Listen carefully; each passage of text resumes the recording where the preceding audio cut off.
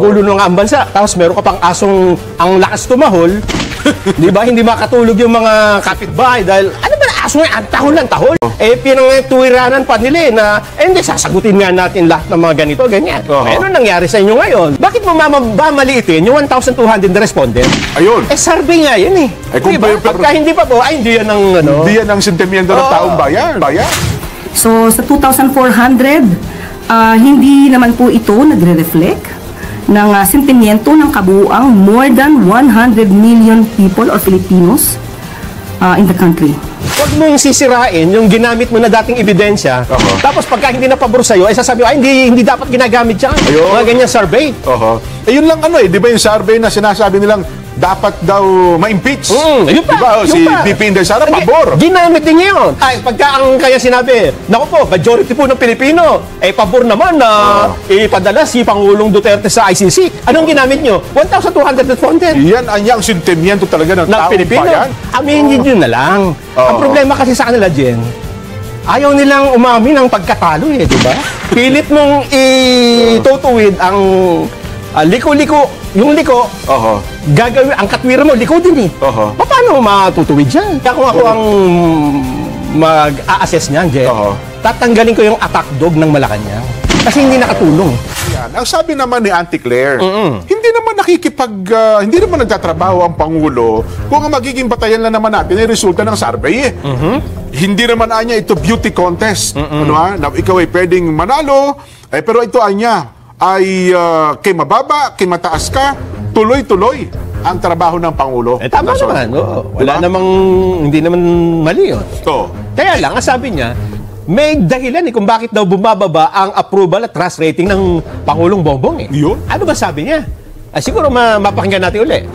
Kahapon po, na-play na natin ito. Pero dahil ito'y pag-uusapan natin, mas maganda pakinggan natin. Sige po. Nalaman po natin na ang respondents dito ay 2,400. So, sa 2,400, hindi naman po ito nagre-reflect ng sentimiento ng kabuuang more than 100 million people or Filipinos in the country. But dahil nga nakita at nabanggit natin itong mga fake news, sumasalamin din po ito sa impluensya ng mga fake news na nagkakalat. Katulad na sinabi, meron ng findings na nabanggit ang Reuters at ito ay galing sa isang Israel-based data intelligence firm or disinformation security firm. And I quote, "The level of coordinated disinformation seen in the Philippines was far above the typical 7% to 10% range of online conversations globally about highly sensitive or polarizing issues." Yan ang problema kay Attorney Claire, Jen. Pagka ang isang ebidensya ay laban sa kanya, minamaliit niya. Ay, talaga. Pero kapag the same na ebidensya na magagamit niya, tama yan, ang galing, di ba? Ano ibig sabihin natin dito? Bakit mo mamaliitin yung 1,200 na respondent? Ayun. Survey nga yan Pero kung yun ay mataas. Pagka ang kaya sinabi, naku po, majority po ng Pilipino, pabor naman na ipadala si Pangulong Duterte sa ICC. Anong ginamit nyo? 1,200 respondent. Yan ang sentimiento talaga ng taong Pilipino. bayan. Bakit magkaiba? Bakit? Anong tawag doon, Jen? Bakit salung-salungat? Hindi, tsaka selective. Pagka pabor sa inyo. Tama. Maganda yung 1,200 respondent. Pagka hindi pabor, hindi yan ang Hindi yan ang sentimiento ng taong bayan. Ayan kontra-kontra. Ano sabi? Pagka kontra-kontra? Medyo may yun, di ba? Yun po ang yun po kasi ang mali dapat. Kung gusto mo na igalang ka ng tao, dapat yung stand mo, ma-affirm, di ba? Huwag mong sisirain yung ginamit mo na dating ebidensya, tapos pagka hindi na pabor sa'yo, ay sasabi, ay hindi dapat ginagamit yan. Mga ganyan survey. Yun lang di ba yung survey na sinasabi nilang dapat daw ma-impeach?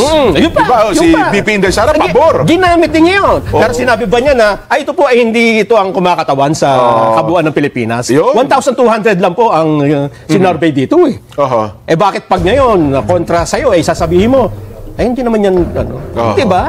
Anong tawag dun sa ganung tao? Hindi kasi, Nelson, ito naman ang punto niya. Masyado niya kasing naapektuhan ang Pangulo ng mga fake news. Di ba sana kung tama at least kung tama, medyo may batayan pa. Pero kung sumisiraan niya sa Pangulo, fake news, yun ang talagang nagiging dahilan kasi nagiging paulit-ulit niya sa social media ay napakalakas ng kampanya na para bagang pumapailan lang ang mga fake news laban sa Pangulong Bongbong. Kaya, naapektuhan niya ang trust at approval rating ng Pangulo. Ibig sabihin, hindi nyo ginagawa yung trabaho ninyo. Ibig sabihin, incompetent kayo bilang mga opisyal ng Presidential Communications Office. Kasi na-overthrow kayo ng natatalo kayo ng peke. Ng social media, ng mga citizens Samantalang all of the resources ng gobyerno, meron kayong TV, meron kayong social media, ang laki ng pondo ninyo, saan? Kung yan ang gagamitin mong batayan dahil natalo kayo ng fake news, ibig sabihin lang yan, kayo ay incompetent. Di ba sabi nga minsan talaga mahirap ang tama ay tama at ang mali ay mali. Ayun sinasabi diba? ko. Sana aminin nyo na lang. Ang problema kasi sa kanila, Jen, ayaw nilang umamin ang pagkatalo di ba? Pilit mong itutuwid ang liko-liko, yung liko, gagawin, ang katwiran mo, liko din Paano matutuwid dyan? Kaya nga ang nagiging tampulo na lamang nila ngayon ng sisi, ang pagkalat ng fake news, kaya apektado ang approval at saka trust rating ng Pangulo. Ngayon, dapat siguro, gumawa naman kayo kontra fake news. Yan sinasabi natin. Diba? Ang ginawa nyo kasi, puro kayo banat. Yun. Diba? Kung konting kibot ng isa, paupakan mo. Gusto nakikipag-away lagi. Puro away. Anong nangyari sa tao? Ang tao kasi ayaw nung puro away. Diba? Tama. Dapat ipinakita nyo lang. Hindi, wag na ho natin pansin yan. Istorbo yan Tama. Ito po ang ginagawa namin ngayon. Doon tayo sa factual. Ang tao naman, pagka nakita nila, ay tao nga naman, na-realize, ay nga, no? Tao naman pala Kaya kung ako ang mag-a-assess niyan, Jen, tatanggalin ko yung attack dog ng Malacanang. Kasi hindi nakatulong Totoo. Diba? Malaking naging damage. Sa halip na mataas ang tiwala ng taong bayan sa Pangulo, nahila pa niyang pamabay, no? Kasi siyempre, magulo na nga ang bansa. Tapos meron ka pang asong ang lakas tumahol. Di ba? Hindi makatulog yung mga kapitbahay dahil ano ba aso yan? Tahol lang tahol. Yung literal na aso tinutukoy, literal Ang gagawin mo sa magagalit ka nga doon sa kapitbahay mo kahit mabuting tao yon, apektado siya dahil doon sa maingay na aso, di ba? Ayun. So dapat patahimikin mo, gawin mong bantay, maging kapakipakinabang. Yung bait ng aso na ito. Hapon sa pusin pa yan.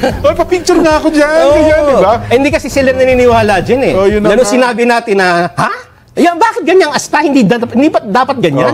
Pinangtuwiranan pa nila na, hindi, sasagutin nga natin lahat ng mga ganito, ganyan. Ano nangyari sa inyo ngayon? Yun. Hindi ba? Nasaan yung communications ninyo? Bakit ang namayani ay fake news? Gaya na sinasabi ni Atty. Claire. Bakit kayo natatalo ng fake news? Kasi nga. Kaya ang lahat ng kapangyarihan ay nasa inyo. Lahat na nasa inyo TV, radyo, meron pa kayong online, ang dami yung pondo, at meron pa kayong mga vlogger. Ayun, lahat naman ngayon may alaga na, kanya-kanya na alaga ng vlogger. Kung meron ng vlogger ang Duterte, sila din meron. Yes. Ngayon, meron ding kung sino-sino pa. Dadagdag pa nga kami ni Nelson Kung gusto nyo, ipagtanggal pa namin kayo, di ba? Kaya lang hindi. Ayaw nyo lumagay sa tama di ba? Yun. Factual lang po ang usapan. Kasi kailanman, sabi natin, pagkatama, wala anong gawin mo dyan.